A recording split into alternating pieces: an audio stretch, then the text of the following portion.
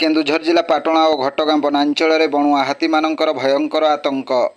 38 वर्षीय जड़े युवक को दलीदेला दंता। घटगाँ थाना ढेंकीकोट फांडी अंतर्गत तोराणी पोखरी पंचायत अधीन धोबापेटेणा ग्राम में आज एभली एक अभावन घटना घटी जाइछि।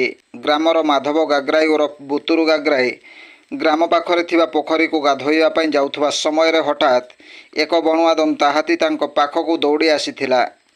प्राण विकल जीवन बंचाइबा पई माधव दौड़ी थिले, किंतु माधवंकर भाग्य आज किछि अलगा लेखा होइथिला। माधव दौड़िबा सह हाथी मध्य तांकु दौड़ाउथिला।